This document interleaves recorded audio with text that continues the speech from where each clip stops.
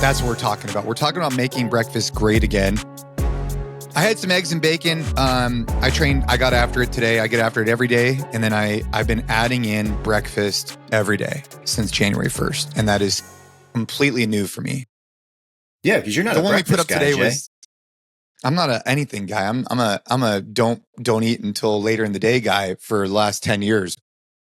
Gabe has pivoted my perspective a little bit. And so it's been good. But you feel better. Making breakfast great. Yeah, well, I feel good. Yeah, I feel good. Yeah. Yeah, I think most people would. I think with a lot of these things, whether it's like keto, paleo, even vegan or going plant-based, a lot of people in the beginning feel better because they end up cutting out a lot of junk that they should have been eating. And they then take that as this is the thing that makes me feel amazing and don't realize that you can still cut out the junk, but incorporate other things. Like you don't have to intermittent fast forever. You don't have to eat just plant-based food forever. If you're like, if that's your worldview and for moral reasons, you decide that like that's the way you want to eat, that's a completely different discussion. But a lot of people feel that it's just the meat that makes me feel bad, or the fact that like, now I have a certain hour eating window. And for a lot of people, it's when you initially made the change, you cut out some stuff that definitely wasn't make you feel good. But that doesn't necessarily mean that you can't continue to improve on those things. And the biggest thing for me, and again, this isn't going to be for everyone. If you're out there and you like enjoy intermittent fasting, feel great, super focused, dialed in, energy levels are great, body composition is where you want it to be, like don't change something that's not broken. Like that's not what I'm saying. But I do think that many, many, many people would benefit from having particularly like a balanced protein forward breakfast in the morning, just to like kick off on the right foot, have a little bit more satiety, and hopefully get to the end of the day not in this huge deficit to where I don't think it's a discipline issue that people can't have the one cookie or, serve a couple of, chips if they want at the end of the day, take them and watch them with their show. The reason that that discipline seems like an insurmountable mountain is because you're like 1,500 calories in a deficit by the end of the day because you haven't eaten all day. You're starving. Your body's like begging for calories. I think that that's a big, big piece of it for a lot of people. Now, is there the whole like abstainer, moderator? Is there like different levels of food drive?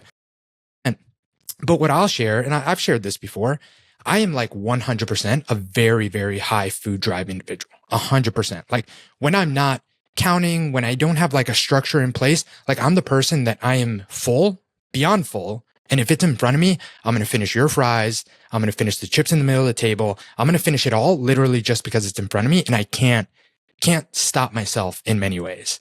Having said that, I snack every night and I snack a little bit. And part of that is like the fact that I like the structure of like, I have these numbers and I have to hit it. But I know that part of it is that like, I don't mess around with breakfast. I don't mess around with my post-workout meal, and I don't mess around with lunch. I eat a good amount, very heavy in protein early in the day. So I know that by the end of the day, like, yes, I want those tempting foods. They're good. They scratch an itch. I thoroughly enjoy them. Probably never going to cut them out. I feel great. I think I look great. But I'm not like just starving. It's not like you bite the cookie and you're like, I love the way you threw that in there. 10 because I haven't eaten all day. Like I eat 1 or 2 cookies and then I'm like, all right, all done. All good. Yeah, but not everybody's like that, man. Not everybody's like that. Sure, not everyone's like that. You're fucking bored at night too. I think that that's a factor that comes up for a lot of people where throughout the day, you have other things that are distracting you from, maybe going ham on, a whole box of Oreos or whatever it is. I think there's something to this where you get to your down regulation period at night and all of a sudden you're bored and, you might not have the discipline to restrain yourself to just 1 or 2 cookies. I don't know, man. I think that it's also very individualized with nutrition, but I would agree with you that most people would be best served by having wholesome meals, 3 wholesome meals through the day that are comprised of mostly whole foods, not a whole lot of junk in there. And they get to the end of the night and they are more full. So if you're putting off eating for most of the day, and then you have this huge bank of calories that, you have to make up, or you feel you have to make up, or you're just so hungry that like you don't know what to do. You're voracious. You're going to eat everything in sight. Yeah, it's going to lead to some issues for sure. But I do also think that like, man, some people just don't have an off switch when it comes to these types of foods, and that there are people that could say like, hey, I just can't have this stuff in my house, or I just can't have one or two and call it a day. Yeah. But like that being said, and pulling on that thread, you can make your life a lot easier if you're that type of person. And part of that is drinking plenty of water and having plenty of protein during the day. Otherwise, you're just setting yourself up for failure. And the other thing that like has become very, very evident for me since having kids is that like you have more and more, as your family grows, you're going to have more and more limited control about just like not having stuff in the house, period. And that's like a very big deal for parents. Like if you are still, young, solo, like you're doing your own thing, great. You have 100% control over your pantry. Don't have the junk in there. Don't have the temptations. Easy solution. There are Chewy bars in my pantry that I freaking love. Oh. There are, all sorts of like dried fruit snacks. Yeah, just like that stuff. I'm not going to not have that stuff in there because my kids enjoy them and like they just need food. And, we're definitely not the type of parents that are like, oh, like it's in a package, we're not going to feed them. Like kids need calories. My kids are super active. I'm not, super, super die hard about the stuff that we keep for them. But that's where you start to lose a little bit of this, like, I'm only going to keep things that are, super whole food and stuff. The snacks are going to be there. And I know a lot of parents listening are probably like, yeah, it's true. So just set yourself up for success at the end of the day and don't have 10 Chewy bars. Well, and I mean, on that note too, like, there's an argument to be made that it's actually important to potentially have that. And I don't know, I can kind of see both sides of this argument. But one argument would be, hey, like, if you're a single dude or whatever, and like you want to keep stuff out of your house, or if you're a couple and you want to keep stuff out of your house, dude, rock and roll. I do think maybe there's something to be said about this idea of like full restriction for kids. And the reason why I would say that is like at some point, those foods will be introduced. And how would they handle it? I don't know. That's an interesting dichotomy, right? Oh, because it's super tough to deal with kids in a complete restriction. I think that's a very you know tough what I'm saying? Subject, like that's an interesting dilemma. Yeah, you're setting them up for potentially failure, because it's almost like, and this is not the exact example, but it's almost like alcohol, or name the thing, like with the kids is like, you can't have it. Maybe you don't have it throughout high school. And then all of a sudden the people go to college and they overindulge. I wonder if that same thing happens at some point with parents who restrict too much for their kids. In hindsight, would they have done it differently? For me, I don't know.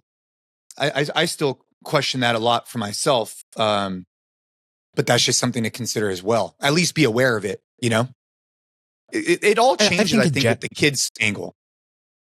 Yeah, but I think in general, like it applies to, adults too in many ways, that there's going to be time and place where like restriction is necessary, and like, challenges are a good way to, jumpstart some changes, get data points about like, wow, I eliminated this. I feel so much better. Like now, and you can go back and add it in. Like we've talked about this with alcohol a lot. I think the reason that it's so powerful to cut out alcohol for a certain period of time is you might not know how much it's affecting you. Like you might think that it's, something that you only have, once in a blue moon, doesn't impact me at all. Then you cut it out for 12 weeks and you're like, holy shit. And at least now you can make an educated decision based on how that impacted you of what going back to bringing that into your life might be. But that aside, I think that it always, whether it's like screen time with the kids, whether it's like snacks with the kids, whether it's anything, I think that like it's more about encouraging the other behaviors than like restricting the thing that you're trying to restrict, for the exact same reason you were talking about, Jay. Like, I think that then it becomes this thing that like they either want to do, and then like, they'll figure out a place to do it at grandparents' house. Like they'll figure out a place to do it at a friend's house. And it just becomes like I feel like a stickier conversation versus just like, let's encourage them to go outside as much as possible. And then when they want to come inside and like put a movie on, like great, but you spend some time outside. Let's, ourselves go to the gym and bring them with us and have them have fun there. And I think that, again, all this, I think, applies with the nutrition talk, because everything that like I tried to put in Train Hard 5 and like how we recommend nutrition to the people who follow our training programs, there isn't really anything in there aside from like the alcohol thing, because I think that's a very important data point of like no sugar, like no dairy, no, anything that has a long ingredient list. Like, yes, food quality matters, but focus on encouraging the protein, the 3 meals, the having balanced meals, and then like everything else like works itself out a little bit, or at least get you, I think, 80% of the way there. I think so. Mm-hmm. Dude, it was, Ash and I were on a podcast together for the first time in a decade. And we were talking about the exact same thing you just said, only about going out. You know, her dad was really strict, so she wasn't allowed to go out at all. And my parents weren't strict, and I was able to go out as much as I wanted. And so it's like you have these two different worlds. And so it starts bringing up this question. I mean, I don't know. It relates in some ways to nutrition and whatnot, but it was just a really good conversation her and I were having about, we saw both sides. And the answer is that what Ashley was saying is like, there has to be trust, and then you have to be like open and honest with each other. Anyways, we started talking about this whole thing because you can't be one way or the other, right? So kind of goes into that. So stay tuned. Or that episode at this point just released on Valentine's Day. So make sure to go check that one out, because we talk specifically about this in relation to kids and going out in high school, which is coming up soon. So my parents had the approach of, especially once they found out that we were like drinking and stuff in high school, it was like, I'd rather you do it under my watch than anywhere else.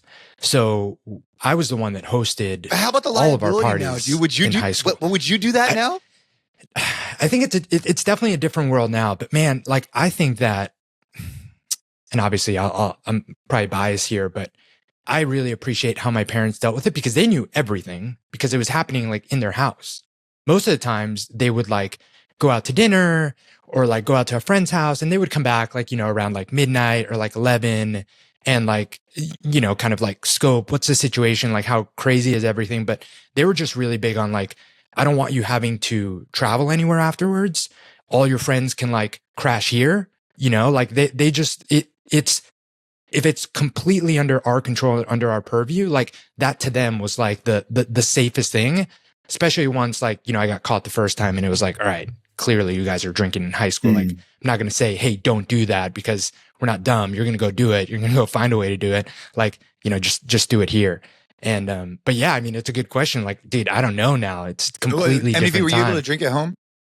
No, well, so my house was not like the party or gathering house.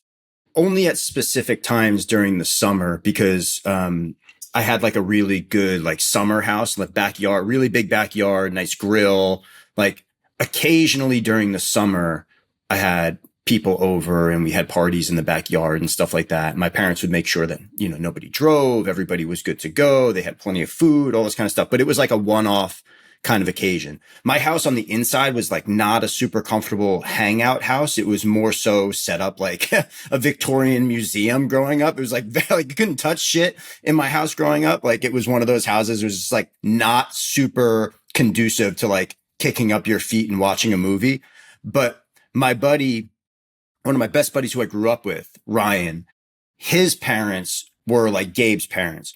Every weekend, every night, no matter what was going on, we were able to go over to Ryan's house, hang out in the basement. His mom and dad made sure that they had the keys. Nobody was driving. They knew where everybody was going. They checked in. They ordered food, all this kind of stuff. Like this was in like the late 90s, early 2000s era of an absolute like high school movie type of setup. Like I feel really fortunate to have grown up in that time, like pretty much pre all major social media, but like right at the cusp of the internet dawning. So it was a really, really fun time. But we definitely had that house, that setup where, you know, Ryan's parents were watchful of us. They kind of knew what was going on, and they'd rather us do it there than just like some random place. In hindsight, no, you're right. That was a good time. Like I'm thinking about it, right? So I graduated from high school in 2004.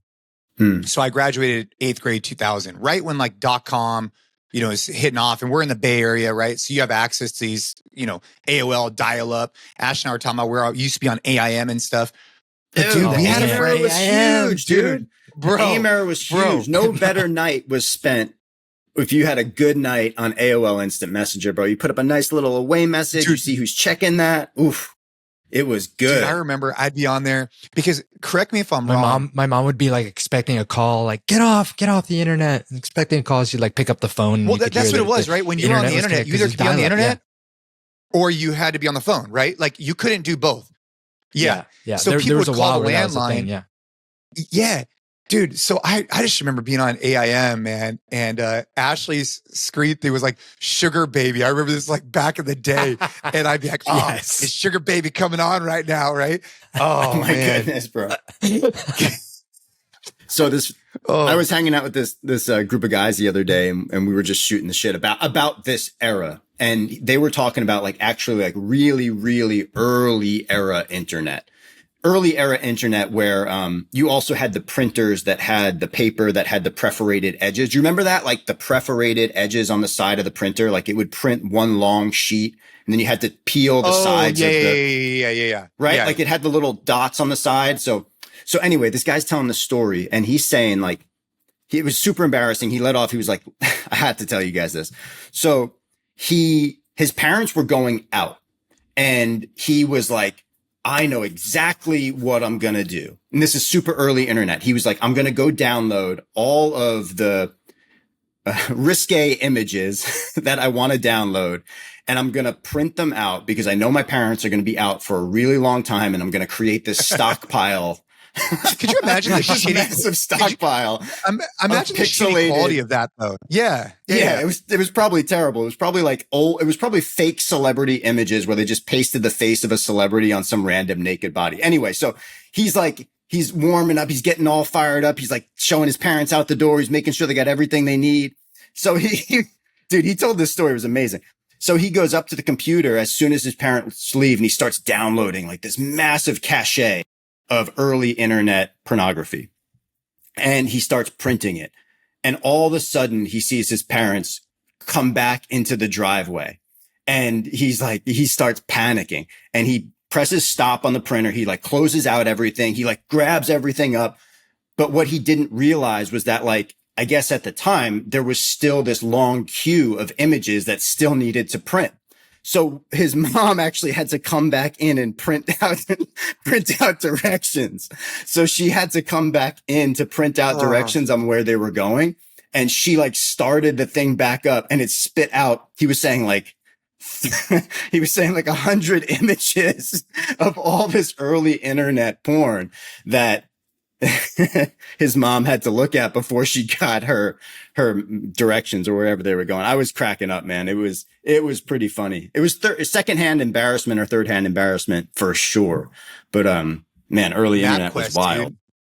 Oh man, yeah, dude, that's isn't it so crazy to think about like some of those things and how crazy advanced and how much things have changed, and it hasn't been that long. Like, I mean, it's been kind of long, but not crazy long.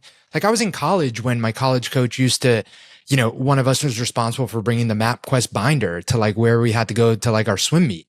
And now, you know, there's like apps that you can choose from that like tell you traffic and how to avoid it and how to avoid toll roads. Like it's insane. And that hasn't been that long. What it went from paper topography, right? It went from paper maps. Remember those? You used to have the maps in your car from like the yellow pages that you would have to look at.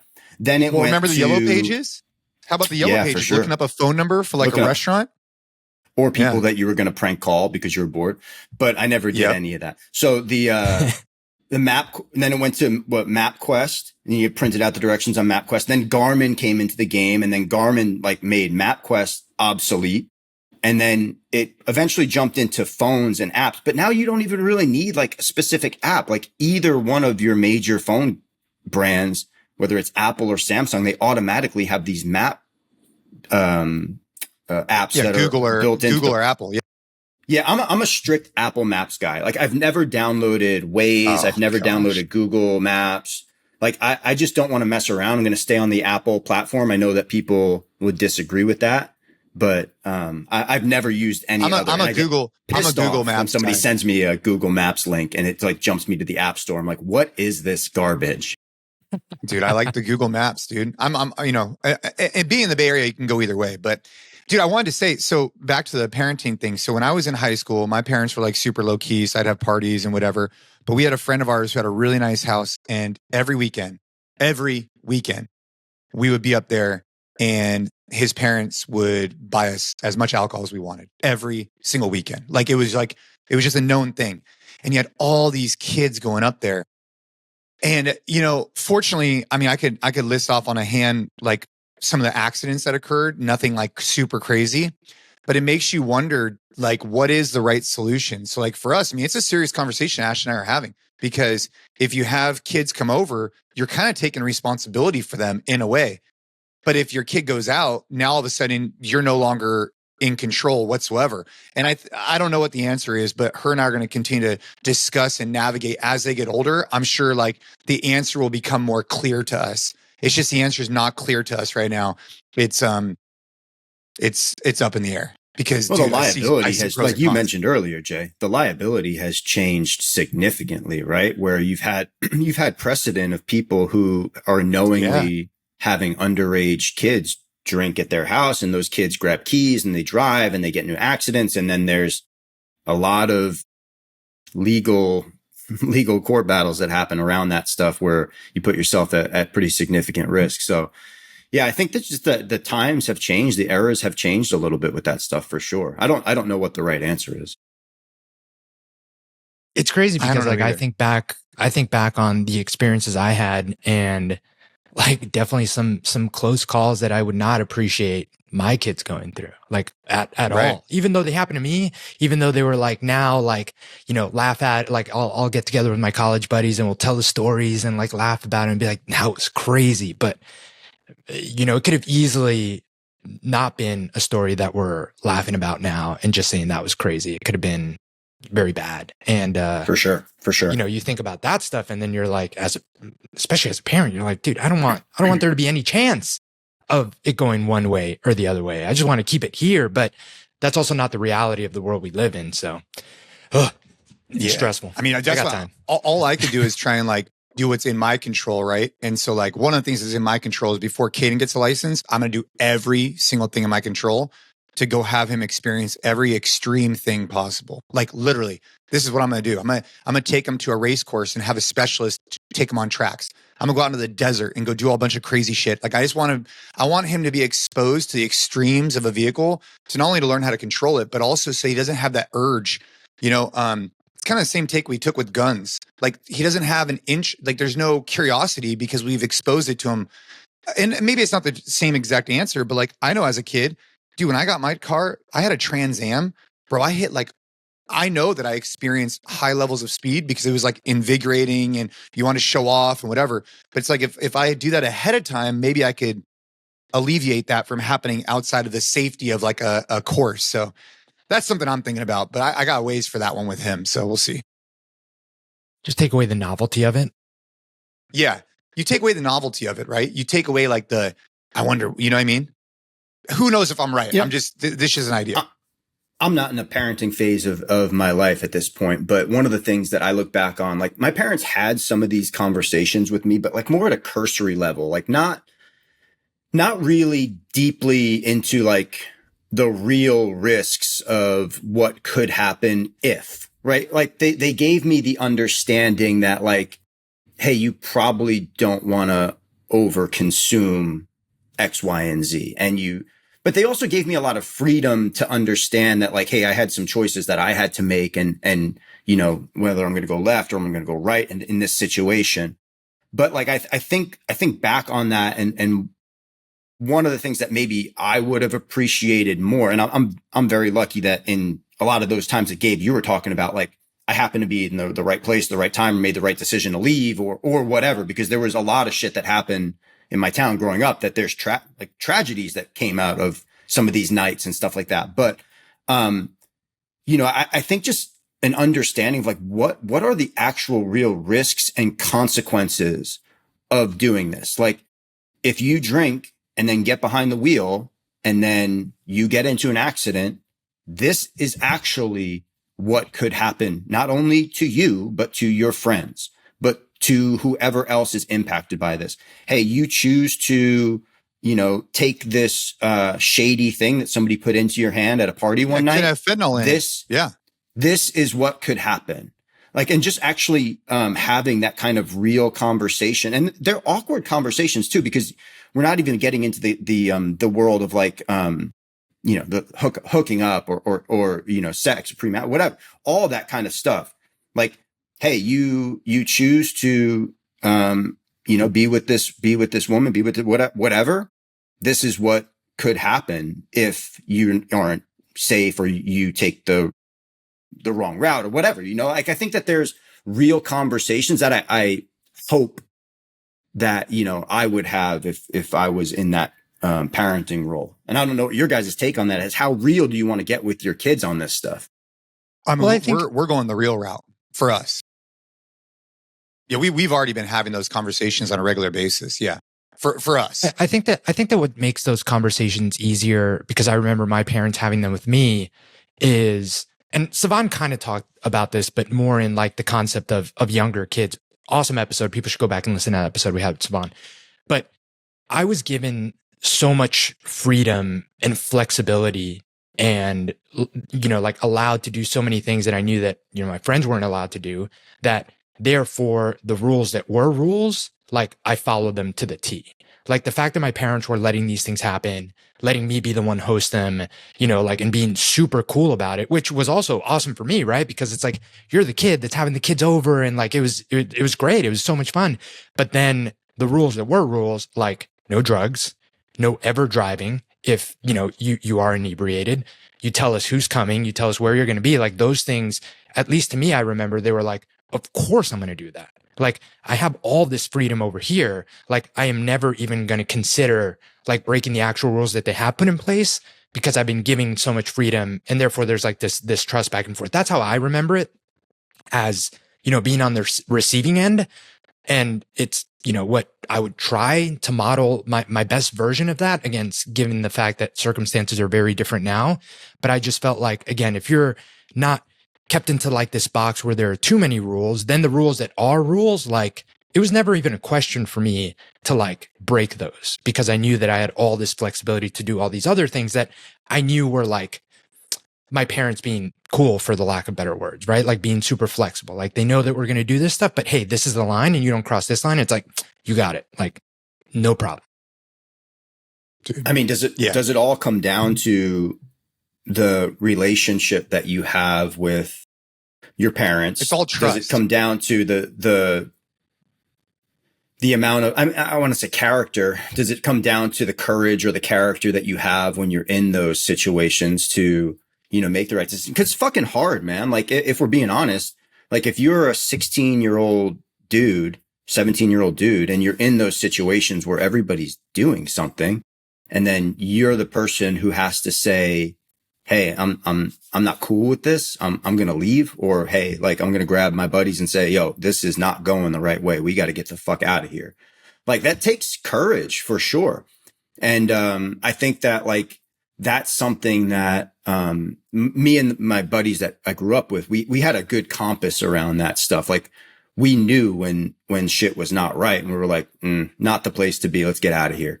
And I think that helped us a lot to, stay safe, but also like maintain a really strong bond where if one of us said something, like there was really no question about whether we were staying or leaving. Like if that person needed to get out, or they're like, hey, this is going the wrong direction, we were out. I think that's where honesty, right? Well, so Ash and I had this conversation on our podcast about honesty. Like she couldn't be honest because the parent, like if you can't be honest with your parents because you're going to get in trouble for every single thing, that's not good. And then, so the honesty piece has to be in place because, dude, you want the kids to feel comfortable to be able to call you. And then back to what you were saying, MDV, like think about bullying as an example. If we could raise young men and women to be empowered, to have self-confidence, to have all these things from sports and athletics and in training that we get, they're going to be better off in an easier position to be able to speak up and say, hey, I'm not comfortable in these situations. But if they're not those things, it's easier just to go along with the flow. And so I guess that's what we're trying to instill now, to front load this, that when they do get in these difficult situations, which are never inevitable, they can be open and honest with us. They'll know that we just want them to, be safe. And then they're going to have the courage to be able to stand up for what they feel. That's kind of like the high level what we're thinking. Easier said than done, for sure. Yeah. And these things, as much as times have changed too, like I look back on my high school experience, and I went to an all guys Catholic prep school, and, you know, it was a great experience, but it was really hard on some kids there, man. Like there were some kids that got bullied every single day of high school. And I look back on some of it. I didn't participate like actively. I wasn't that type of person who participated actively in it, but I wish I said something more, you know, at the time to be like, yo, give this fucking kid a break. Yo, shut up. You know, like, dude, it's 100%. The existence that some of these kids had, was really, really, really rough. And then, you know, I think, oh, maybe times have changed. But then I watched Tom DeBlas's channel on some of this stuff that he posts, and I'm like, you know, absolutely sick to my stomach. Yeah, you know, and it's so these situations, filmed. Yeah, crazy, right? Like crazy. These situations are always going to exist. I think, like, no matter, you know, how evolved we get, no matter like what the rule sets are, like, I think that these tough situations are always going to exist. And you just hope that, like, you can make the right decisions, or you can rise to the occasion, or you can be proud of the actions like that you are, responsible for in this really tough scenario.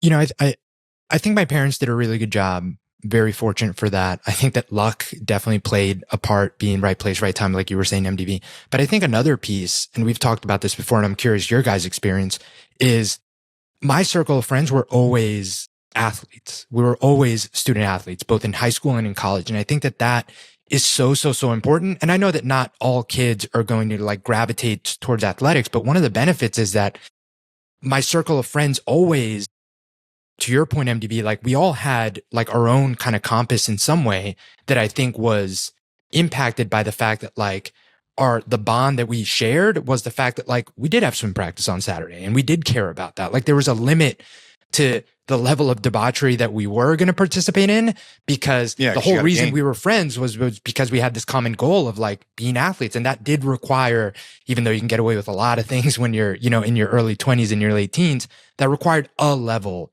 of discipline and taking care of yourself and not going absolutely bonkers, because we did have this thing that we really enjoyed and we bonded over. And I think that is a huge reason why we didn't get into more hot water and more risky situations, because regardless of the rules our parents had or whatever, when we were going out and we weren't at my house, we were in the city or whatever, we were still kind of like, you know, had that shared goal that like, hey, there are real responsibilities and repercussions, even if it's something as, you know, narrow-minded as like, you know, I don't want to get kicked off the swim team. Like I want to have a good season. Like I want to be better, like whatever. And I think that that's incredibly important. So just another reason why I think sports just has so many benefits, specifically in that age. Yeah. My crew was like comprised of, we had like a mixed bag of people. It was interesting. Like we had a lot of kids who I hung out with, and I'm still like really good friends with most of this group. Like this is high school? High school into college. But yeah, mostly around like the high school, guys that I grew up with and like that, like those formative years. You know, we still talk nearly every day on text. Like there was an email chain that went on for years and years and years. And, you know, we had this mixed bag of people, and we had some people who were athletes, some people who were, you know, not really, into athletics, but like we kind of all had this like a strong enough moral compass where like we knew the level of debauchery, or like we knew like, hey, when this goes past this point, like this is not something that like our crew really does. And, you know, I think like if anybody got into hot water, it really meant something, because like we weren't the people who were going out looking to start fights or looking to do like really wild, heinous things to people. Like we did stupid stuff, but like we always came back, and were able to understand like, yeah, it was probably the limit of what we should be doing. You know, there were certainly some groups of people out there, like when you were growing up, you knew like this group of kids out here, they're looking to like really get into some trouble tonight, man. And some of it, looking back on it, like in hindsight, it's exciting, but it's also like, whew, like we avoided some really hot water by not like getting involved. Yeah. I mean, I think the major takeaway I always take from these type of conversations is just to be a present parent, right? Just to try and be aware, to evaluate, and it's going to evolve. And then to invest in the things that I think are going to help lead towards a betterment of the children. Like right now we're talking about putting in a batting cage at the house. If you had asked me a couple of years ago, I didn't think that was why would we do that? Why would we invest into this? But now it's like, man, I want the boys to all be over here. I want them training in our garage, and then I want them hitting off the batting cage. And like, I don't know, what better investment do I have than to invest into something like that where it could impact all these young boys? So anyways, those are the type of conversations that we're having now. But those have evolved, and as, I think just parents have to be present. I wanted to talk about Pete Hegseth. So I shared this with Gabe because basically the tagline is, fill me in. What we got? U.S. Defense Secretary Pete Hegseth works out with Marines ahead of his first NATO meeting. And so basically on social media,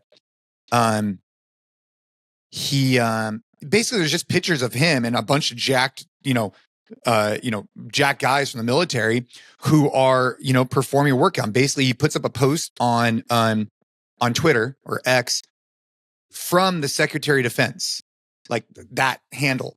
Says strength equals readiness, kicked off the day with PT alongside warriors, no bureaucracy, just sharp minds, strong bodies, and mission first mindset. I'm like, ooh, fired me up. Oh, here it is. Here's the post. Liz pulled it up.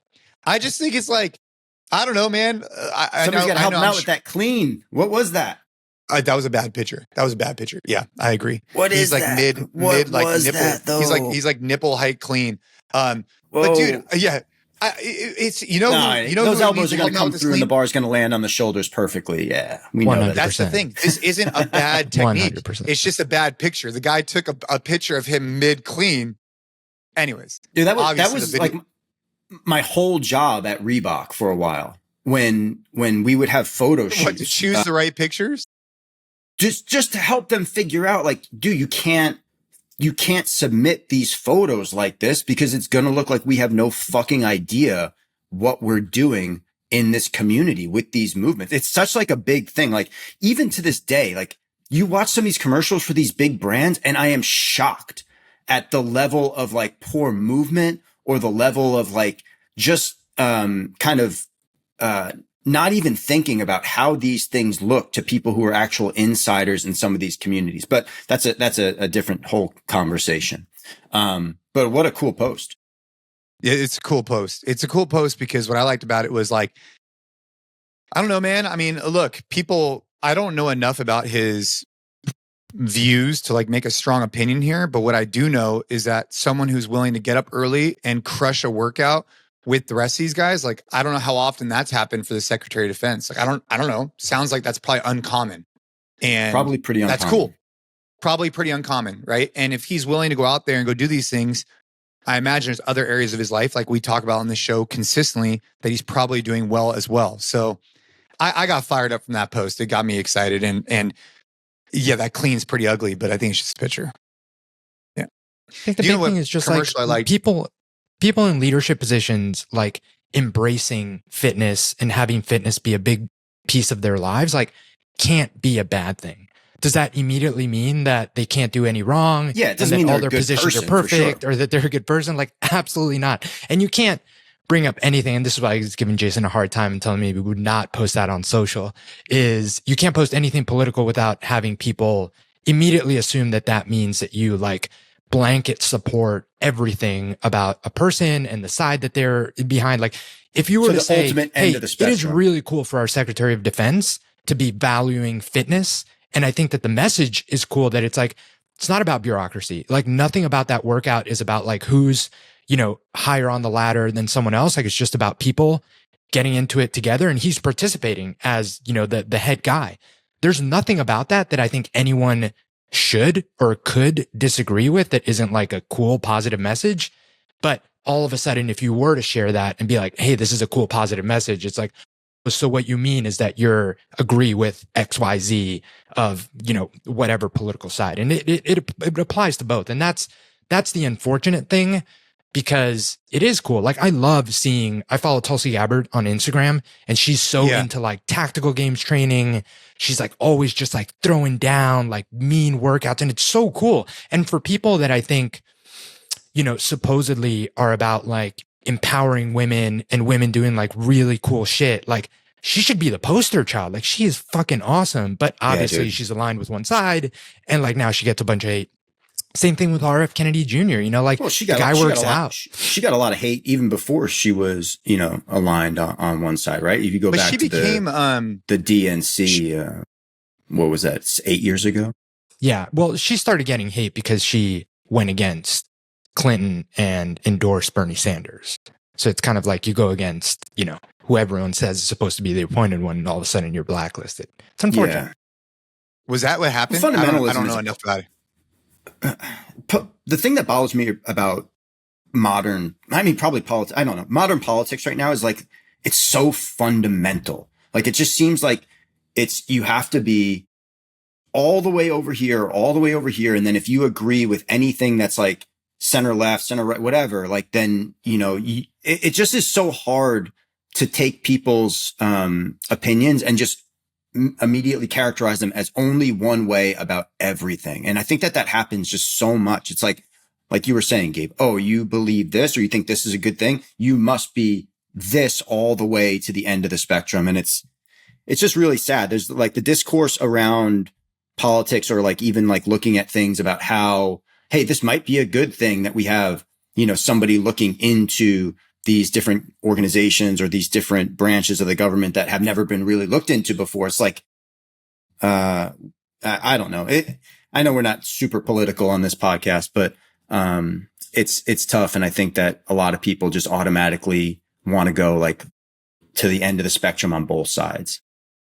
I mean, that's social media's fault. Yeah, that's everybody's just yelling at each other, right?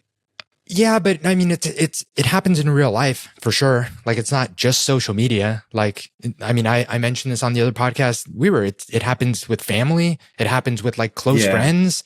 It happens in person. Like, it very much does. And I know that, like, I'm not unique to that. Jay, I know that you experienced some of that, you know, like there's no conversation to be had. It's just like, oh, like you think that, or you support that. Like, we can't have this conversation. Dude, I had a guy in the gym today when I was doing the 4 minutes of burpees, and so there's guys on the spin bike, and I'm doing 4 minutes of burpees in front of him while Ava swims.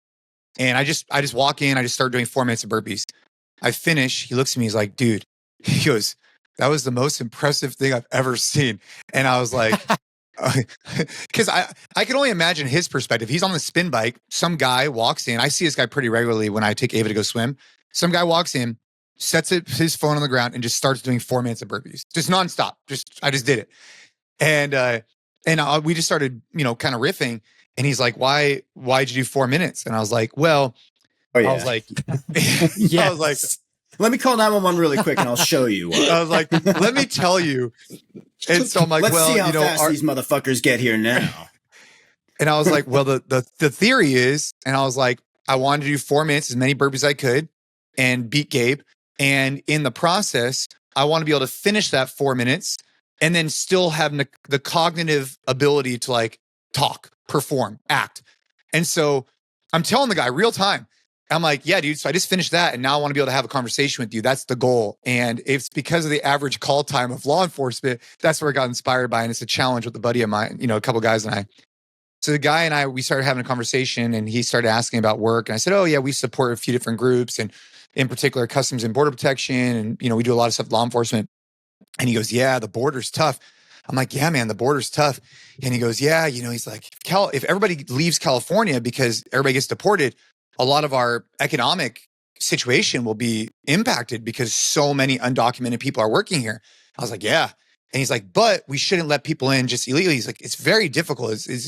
And we just had a good conversation. Like, yeah, I see both sides. Like, it's like two people talking to each other, and just some random dude on a spin bike watching me crush burpees. And then we have a nice little back and forth, and then boom, we moved on with our day. That's it.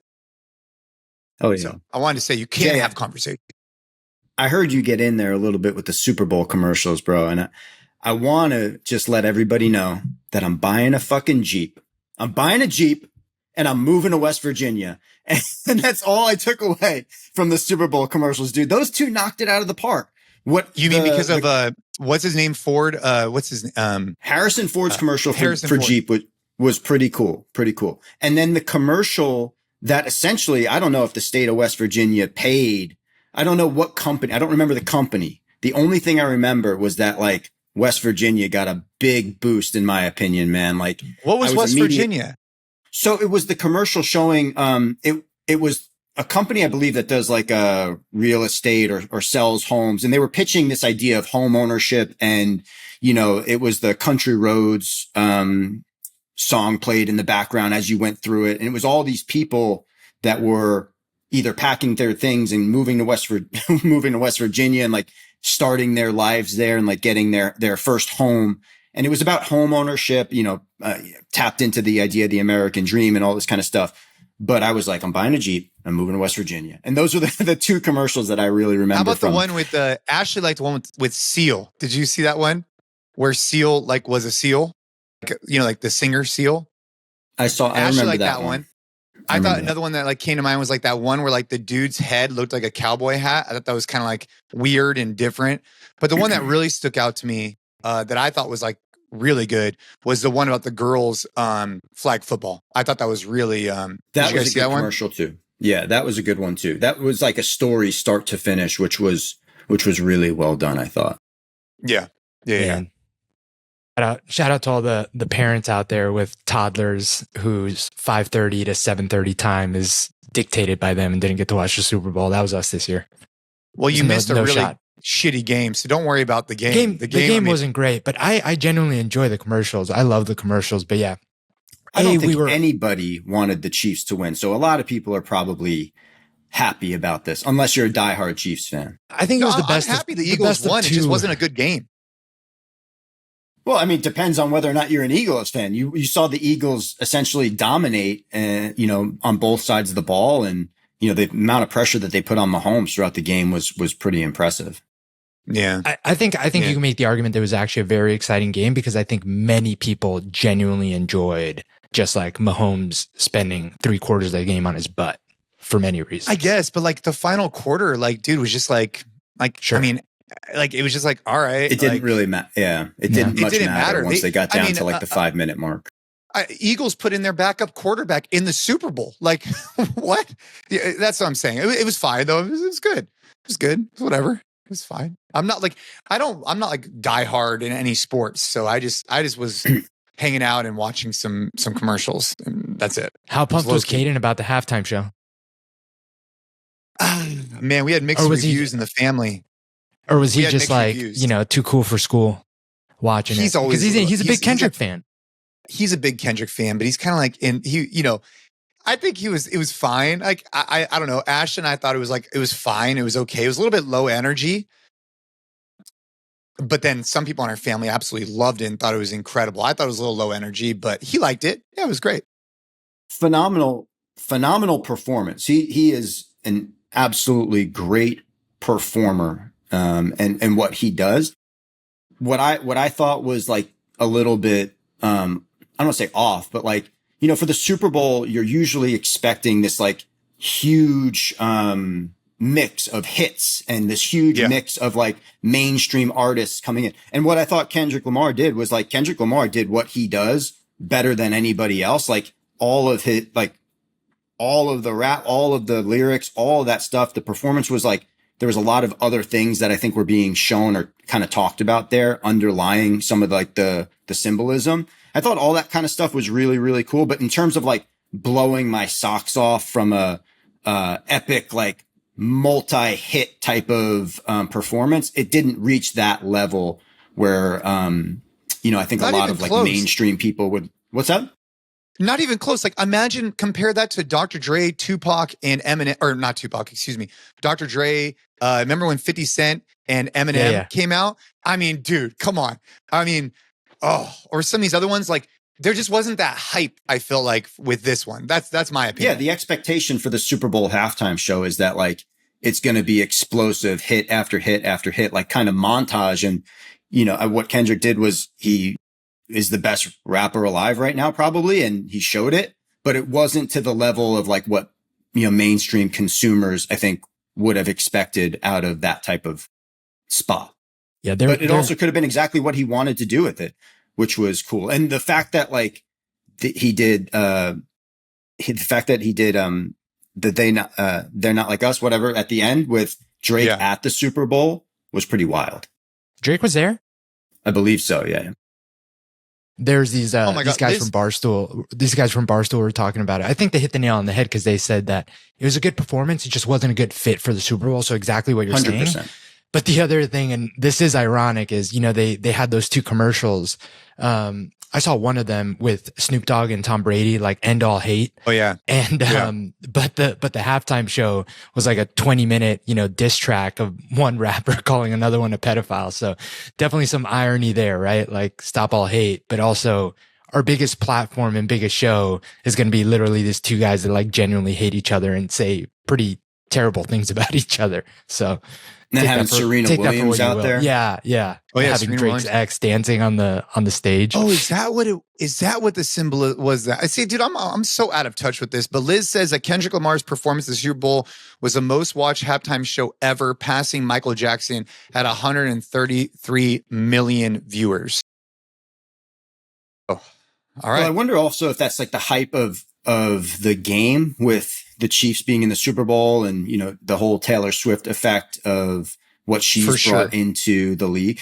I forget the number, but like that number keeps going up in terms of, you know, what she's bringing in for the league in terms of revenue and viewership. Dude, just give me Shakira and J-Lo every year. Oh yeah. Shakira and J-Lo every year. Did you see her at the Grammys? Shakira performed at the Grammys too. I did not. No, I did not. I'll have to do some research to check out that performance for sure. But dude, Jay, the fact that you brought up I thought women's flag football as a varsity sport would be really fucking cool, dude. Really, dude, it's happening. It's happening. Yeah, MDV. Like it's a real thing. Like schools are picking it up. I could be. Liz could look this up. Yeah, Liz could look this up. I'm pretty sure it's the fastest growing women's sport in the country right now is flag football. And it is incredible, dude. And it could be a brand new Division I sport. It's starting because I'm seeing it firsthand because you're getting these girls that are playing flag football.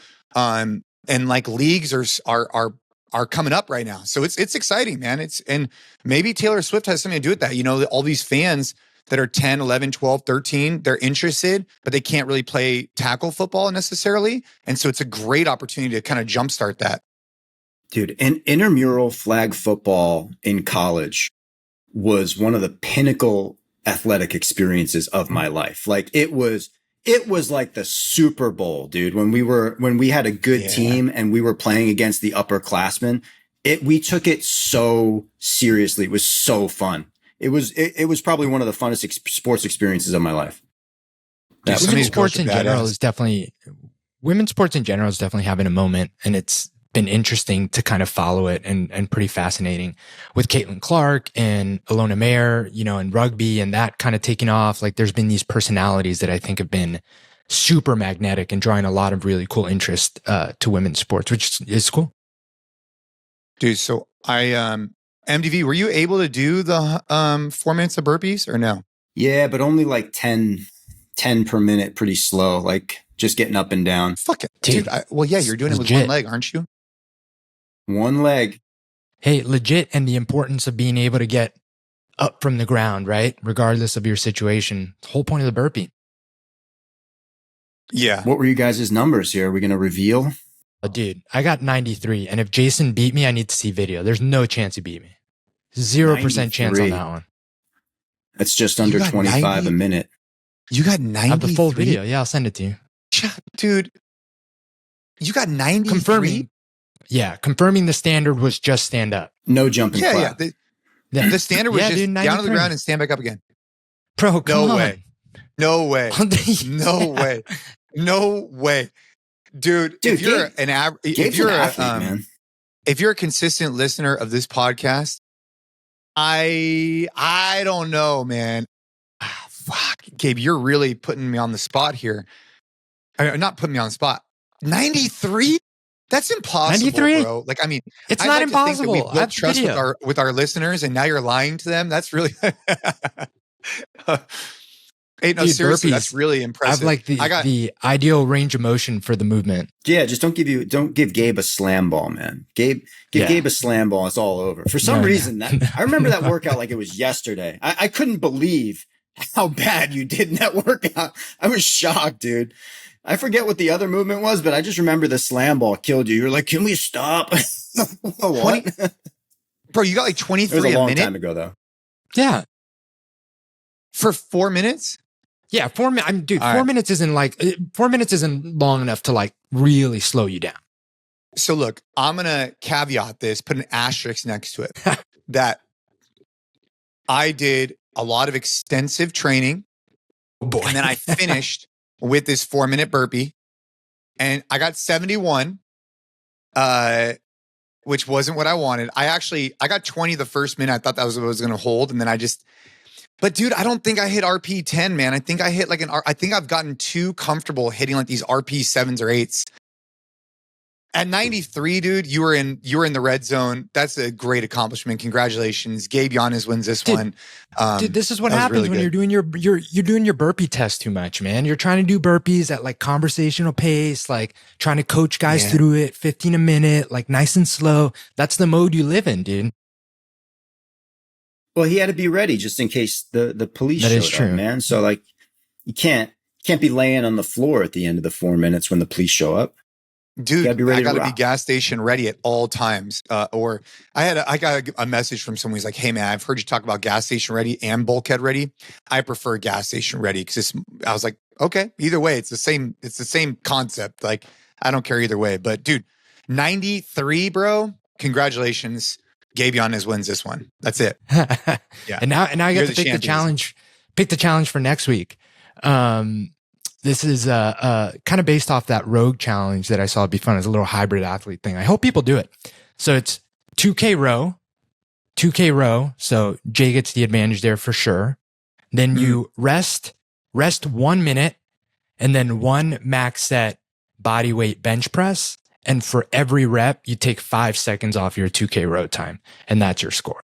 So say you row a 730 and then you get, whatever, you get 10 reps, body weight bench press, 5 minutes, you're looking at, you subtract 50 seconds there from your 2K time, and that's your final score. So again, 2K row, 1 minute rest, and then one single max set, unbroken body weight bench press, and you get to subtract 5 seconds per bench press rep from your 2K row time. Oh, it's got to be rest unbroken. on your chest? Unbroken. You can rest anywhere. As long as you don't re-rack it. Yep. I mean, you should put a time limit on it and allow re-racking because that could get dicey. One max unbroken set. Yeah. It's not a lot. Yeah, I think if Jason doesn't win this one, I'd be pretty shocked. Because Jay, you won one of the most impressive CrossFit Games feats of all time. Single most. Is so Jason impressive. winning the 2K row at the beginning of the marathon row and then winning the marathon row?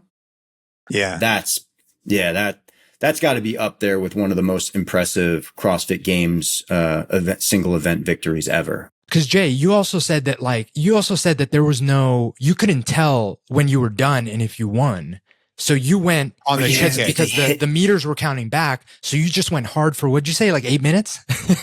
I went hard for like 7.5 minutes, and I told myself there is no so that way. You knew you definitely did 2K, but you didn't actually know. So you did extra, and then you kept going.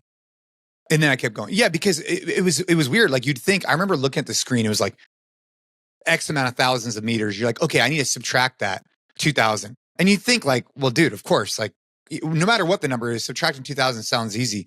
But when you're in the middle of a 2K sprint, it's easy to lose track of what that number was. So I just kept going. I just kept going until I was like, all right, well, dude, I guess I'm going to go to like the whatever.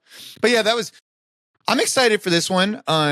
Yeah, man, I just weighed myself yesterday. So I have an idea of where I'm at. I know what I got to do. What are you tipping the scales at these days, Jason? I'm 215. 215. 2 something to do something. Let's go. Yeah, I mean, I weighed myself at jiu-jitsu, so that's a pretty accurate scale. So 215. This is what Google AI says about that event. Laughing out loud, or this is Liz. Khalipa said he knew he was going to win before he actually did. Khalipa requested that the Lion King play during his half marathon row. What? This is one of the best examples of AI doesn't get it all right.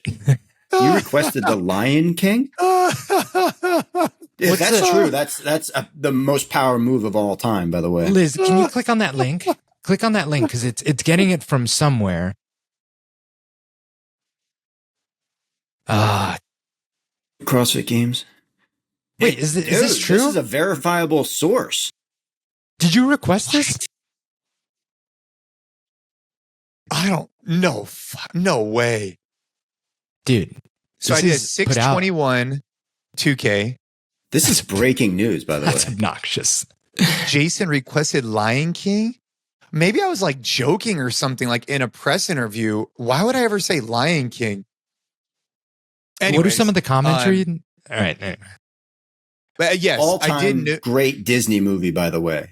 Lion King is up there. If you're going to request a Disney movie, requesting Lion King or Aladdin. For Lion sure. King's good. Yeah, that was okay. Anyways, all right. Well, I knew I was going to win before I won because the way the event was structured, I was so far out in front for a couple of minutes that even if I just kept at a moderate pace, I knew I would win. But I do not remember requesting Lion King. That is a whole new news. Now I'm actually like really intrigued of what that is because I do not remember that. All right, gentlemen. Well, dude, I just appreciate everybody for checking out this podcast. Appreciate you guys going back, checking out all the other episodes. You know, we have incredible guests on the show. We have home team episodes. We have Gabe and I on the show. We have Ash and I, also Ariel and Gabe were on for Valentine's Day. So if you guys go back, you can check those out. All really great episodes as per usual, right? Simple ask, right? You're listening to the episode. Maybe you're getting some, you're just enjoying the episode. You're getting some good feedback. You're getting something you're going to take in with your kids, whatever it might be. Simple ask. Just share the podcast with a friend. If an episode resonates with you, that's the way we grow the episode. That's the way we make a bigger impact. So make sure you do that for us. We'd really appreciate it. Hope you and your family's doing awesome and keep training hard.